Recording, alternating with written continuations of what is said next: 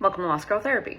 Now, the part that I left out in the last chapter of this, when we discovered that I was getting basically like annihilated by cigarette smoke every single night, is that prior to the discovery of the cigarette smoke, I had been experiencing extreme cases of paranoia. So sometime between like December and March, my anxiety became so unmanageable that I was having pretty much regular anxiety attacks, as well as extreme paranoia that I had never experienced in my life. One of the things that I can most specifically remember from the anxiety attack standpoint is like standing at school waiting for an Uber to take me home, because at this point I can't ride the T. I can't be like in that space of motion because I basically will be down for the count for the rest of the day. So I am waiting for an Uber and I'm standing there and I can literally feel the anxiety attack coming on. I get into the Uber and I'm sitting there and I am in a full-blown state, to the point that when the Uber shows up at my apartment, I can't get out because I can't move. And I can't actually get my physical body out of the Uber because I can't feel my legs. And it's that sensation of like being trapped in your person, where it's like an out-of-body experience. Like, you know that you should do something, but your physical body just doesn't do it. And thank God I had a nice Uber driver who literally sat there for 20 minutes with me and talked at me, because I couldn't physically talk to him. I couldn't get the words out.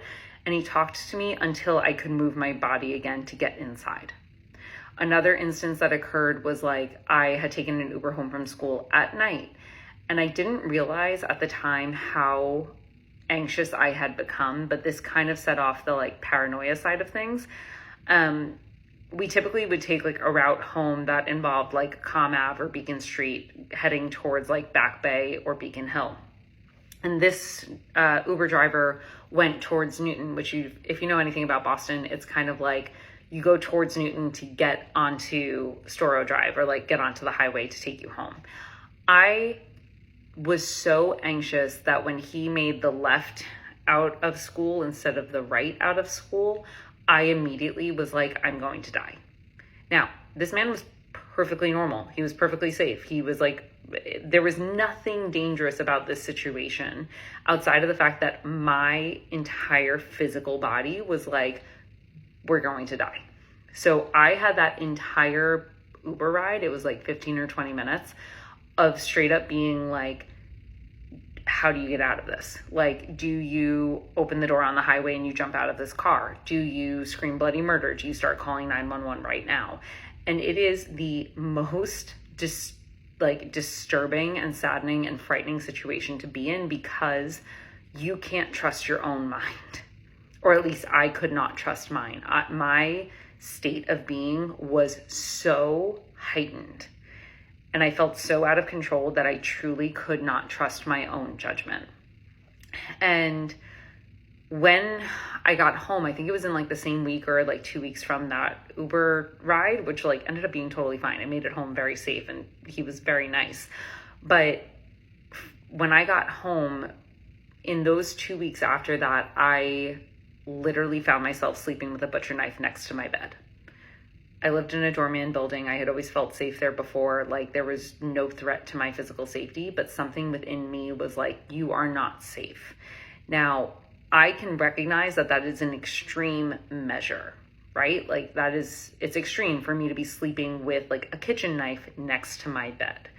But my brain was so, I'm going to use the word exacerbated. Like, my brain was just so far stretched to the point of like unhealthy places that my logic went something like, okay, because I have difficulty moving, because I have difficulty like moving quickly and getting out of bed, and because my awareness is not all there, what begins to happen is that if there was an intruder and if somebody somehow got into my apartment, if they were able to pick the lock, or if maybe I didn't lock the door correctly, they would have to go through my kitchen and then get to my bedroom. And I would not be able to get to my kitchen fast enough to get something to protect myself with. And because my bedroom only has the one door entrance, I'm basically trapped in my bedroom. Now, me sitting here now, I can tell you that is a very heightened paranoid state. If you had asked me then what it felt like to be in that scenario, I would say this is exactly what I need to do to protect myself. And I think for like probably 2 weeks, I slept with a knife next to my bed until I like managed to talk my way down. And I had to do this on my own because, to be perfectly honest, I did not have effective therapists in Boston who were able to like comprehend what was going on. I presented as somebody who was previously healthy, previously grounded, previously very like sound of mind, to all of a sudden not. And I was constantly being told that I was experiencing like an anxiety episode that was triggered because of stress going on in grad school. It was just triggered because of the stress, and it was the stress, it was the stress, it was the stress. And my thing was, I had already done grad school. I already have another degree that I had done, and I worked full time during it, and I didn't have an anxiety presentation like this during that time. So why was this different? Because to me, this time was almost easier. This time I wasn't working full time. I just had school and an internship, which, yes, that's a lot, but it was not nearly the amount of stress that I had carried when I did my first degree. And so the fact that every single person was like, you're just stressed, I knew that something else was wrong. And I also knew that I needed to be the one to find my way out of it. And I remember having a phone call with my like childhood or like teenage college therapist, someone who I had known for years.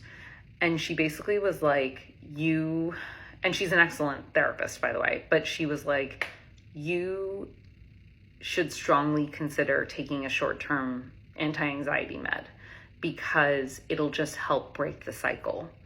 And I don't know if you're going to be able to get out of this on your own.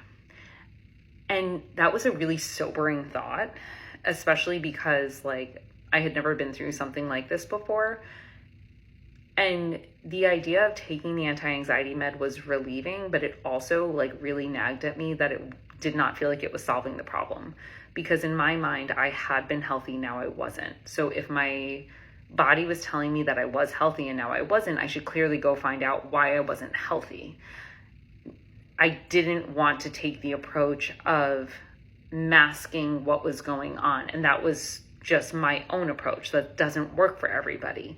I was super stubborn. I very much was like, come hell or high water, I'm going to figure out what's going on. So I opted not to take the anxiety med, and I instead figured out ways to regulate my nervous system in any way that I possibly could that allowed me to calm down.